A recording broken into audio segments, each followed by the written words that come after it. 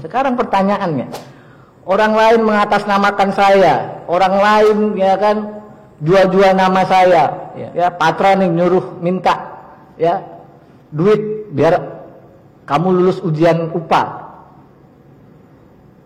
Yang salah kan orang itu dong. Ya. Saya kena nggak? Ya harus dibuktikan. Kalau hanya membawa nama saja tidak. Persis. Betul. Oleh karena itu saya tanya tadi harus dibuktikan. Hukum pembuktian.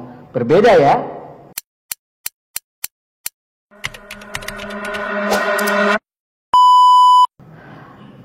Saya mau tanya sama saudara ya, ahli atau saudara, mohon maaf kalau terbalik-balik. Siapa? Yang dasar dulu dah. Saudara kan bilang dosen ngajar anak-anak supaya kita juga di sini terang dan ya masyarakat yang menonton itu juga diberi pencerahan. Ya. Beban pembuktian itu ya bisa diterangkan. Apa beban pembuktian itu? Beban pembuktian adalah siapa yang wajib membuktikan. Siapa yang wajib membuktikan dalam perkara pidana. Begitu ya, Ali ya? Betul, baik. Betul, Pak. Kalau di dalam perkara pidana, ya, perkara suap, perintangan, ya, penyidikan, siapa yang dibebani membuktikan? Kalau dalam konteks pemeriksaan sidang di pengadilan, penuntut umum yang berwenang. Penuntut umum. Betul. Terdakwa punya beban nggak membuktikan? Tidak. Enggak. Tidak. Betul. Ya. Betul. Nah, kalau begitu suatu suara sekarang. Satu suara, Pak. Ya. Nah, sekarang kalau pembuktian itu gagal oleh penuntut umum, gagal dibuktikan di persidangan, ya, apa konsekuensinya? Iya, kalau misalkan ada unsur yang tidak terbukti, ya jelas tidak terbukti dakwaannya. Begitu ya? Iya. Baik. Apa boleh karena kegagalan penuntut umum membuktikan dakwaan orang dihukum? Boleh nggak? Iya nggak. Kalau nggak boleh, nggak ya? boleh, betul. Kalau begitu sama semua kita ini. Nah kalau begitu saya masuk yang lebih teoritis. Karl Jasper saya masuk. Saudara Ali pasti baca Karl Jasper. Iya. Dia membedakan antara guilt and responsibility. Yang saya tanya, Iya, betul. tolong terangkan makna dari Iya, kalau kita guilt melihat dulu. Kalau kita melihat guilt itu kan kalau dalam konteks kita sult ya Pak, kesalahannya. Oke. Sedangkan kesalahan itu adalah yang wajib ada untuk memberikan responsibility atau pertanggungjawaban pidananya. Baik, terima kasih ahli.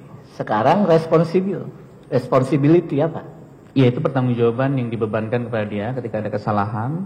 Black laws dulu deh ya, kita pakai kamus ya hukum black laws ya.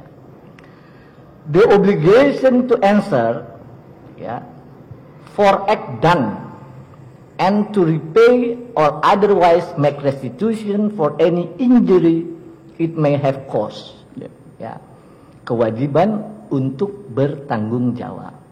Ya kan? Betul. Itulah responsibility. Ya. Siapa yang dimintai bertanggung jawab yang telah melakukan perbuatan guilty, kebersalahan. Ya. Betul ya? Betul. Sekarang pertanyaannya, orang lain mengatasnamakan saya, orang lain ya kan jual-jual nama saya, ya Patra nih nyuruh minta ya duit biar kamu lulus ujian UPA. Yang salah kan orang itu dong. Ya. Saya kena nggak? Ya harus dibuktikan. Kalau hanya membawa nama saja tidak. Persis. Betul. Oleh karena itu saya tanya tadi harus dibuktikan. Hukum pembuktian. Berbeda ya? Betul. Baik. Sekarang menambahkan Pak, memang kalau dalam konteks itu kan harus membuktikan. Makanya saya tekankan berkali-kali harus ada pengetahuan yang dibuktikan. Betul. Ya. Kalau yang nanya penuntut umum ilustrasinya pasti memberatkan gitu loh. Kan saksi nggak sampai ke sana. Saya juga bisa sampai pagi nih, ilustrasinya meringankan semua nih. Ya kan? Artinya itulah pentingnya hukum pembuktian. Baik. Betul. Kalau begitu, mengapa ada hukum acara kita mengenal SP3? Surat Perintah Penghentian Penyidikan. Kenapa? Iya, karena itu kan dikaitkan dengan awal mulanya adalah gugurnya penuntutan, Pak. Ada gugurnya penuntutan pasal 76, 77, 78 bahwa ketika ditemukan hal-hal seperti itu perlu dihentikan. Kemudian ditambahlah ketika dia bukan perbuatan pidana, ketika tidak cukup bukti, penyidik memiliki kewenangan untuk menghentikan perkaranya. Terima kasih ahli. Jadi antara lain karena tidak cukup bukti, perbuatan yang disangkakan bukan tindak pidana. Iya. Kesimpulannya karena penyidik belum tentu benar. Iya betul. Makanya iya dong. Ada proses pemeriksaan sidang di pengadilan. Iya, makanya ada SP3. Kalau benar semua bahasa sidang ya ahli ya. Betul. Kalau begitu, mengapa ada lembaga pra-peradilan yang boleh menguji sah atau tidak sahnya penetapan tersangka? Iya, karena itu sebagai bentuk habeas corpus, Pak, menjaga hak asasi manusia dari tersangka. Karena penyidik belum tentu benar. Betul juga. Iya kan? Karena bisa diuji keabsahan. Persis. Ya. Inilah gunanya kita menguji nih. Ya. Sekarang, mengapa ada istilah putusan bebas, freisprach? Kalau putusan bebas karena tidak terpenuhi dakwaannya, tidak terbukti. Terbukti secara sah dulu kan? Ya, tidak terbukti secara sah dan meyakinkan. Oke. Berdasarkan 183. Baik.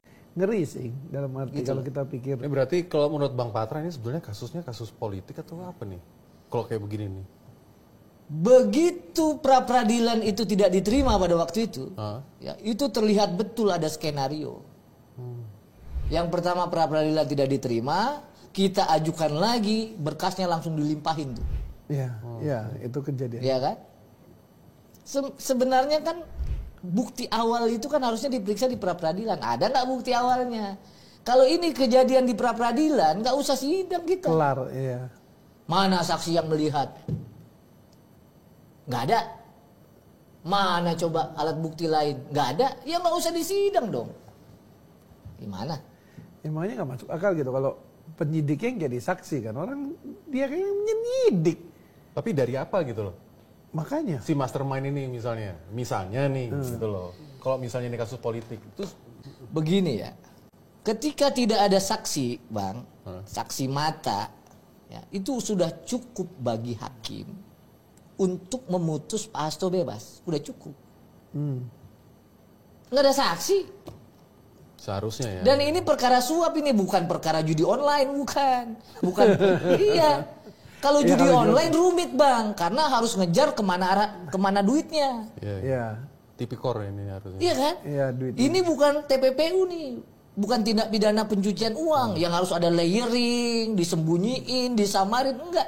Ini kan suap, Bang. Suap itu gimana sih? Ada yang nyuap, ada yang terima. Ini duit. Simple ya. Iya kan? Iya. Ini duit.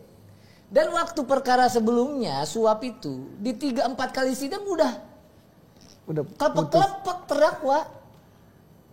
Karena ada saksi matanya, ada bukti percakapan sebagai petunjuk, selesai. Ini 15 saksi termasuk penyelidik dan penyidik. Nggak ada. Jadi mereka nggak bisa bangun cerita atau apa bahasa hukumnya, konstruksi hukumnya. Berarti nggak ada bukti memang mengaitkan hasil. Hari ini Ibu Bapak kita telah mendengar keterangan ahli. Ahli yang kali ini dihadirkan oleh penuntut umum KPK adalah mengaku ahli pidana. Ya. Ada 3 poin yang kami mau sampaikan. Pertama, keterangan ahli yang memberatkan terdakwa pada dasarnya karena ilustrasi yang diberikan oleh penuntut umum berdasarkan yang berat-berat, yang memberatkan. Saya ulang, ilustrasi yang disampaikan penuntut umum itu sengaja yang dibuat memberatkan terdakwa. Wajar kalau keterangannya ya itu bisa memberatkan terdakwa. Maka pertanyaannya, apakah ilustrasi yang dibuat di dalam BAP pemeriksaan keterangan ahli benar? Sementara kita sampai hari ini menyaksikan tidak ada saksi satupun yang menerangkan bahwa Pak Hasto terlibat dalam 2 dakwaan. Dakwaan suap dan dakwaan perintangan penyidikan. Ya. maka ilustrasi yang diajukan oleh penuntut umum itu tidak dapat dipergunakan. Ya, gugur. Nah, dalam hal keterangan ahli ini, yang kedua poin kami adalah sudah kami tanyakan. Ya. Yang namanya saksi, jelas ahli tadi sudah menyatakan bahwa saksi itu ya harusnya yang mengalami, melihat langsung, mendengar langsung. Itu yang kami sampaikan dalam persidangan sebelumnya, tidak ada satu orang saksi pun yang menyaksikan, mendengar, mengalami langsung Pak Hasto terlibat. Ya. Nah, jadi pertanyaannya kemudian pada saat persidangan tadi, kami menanyakan kepada ahli, coba tunjukkan kepada kita semua di ruang sidang, pernah ada nggak putusan, ya, di mana seorang terdakwa dihukum bersalah tanpa didukung keterangan saksi? Apa jawab ahli? Belum meneliti katanya. Kalau dia belum meneliti urusan lain lah. Intinya tidak ada putusan pengadilan ya yang memutus seseorang bersalah tanpa ada saksi. Ya. Nah, kalau begitu sebenarnya sudah cukup bagi majelis hakim karena ketiadaan saksi ini sudah cukup bagi majelis hakim untuk membebaskan Pak Hasto. Maka di dalam persidangan ini juga kami sampaikan ada paling tidak satu putusan ya di tingkat Mahkamah Agung terkait kecelakaan lalu lintas yang menghilangkan nyawa orang. Di PN Tulung Agung bersalah ini. Tetapi Mahkamah Agung mengkoreksi putusan di bawahnya dengan pertimbangan hukum karena ketiadaan saksi maka terdakwa atau terpidana harus dibebaskan. Harapan kami jangan sampailah kita nunggu sampai tingkat MA. Ya. Harapan dan doa kami tidak bosan kita ya supaya majelis hakim berani untuk memutus bebas Pak Hasto dari segala tuntutan.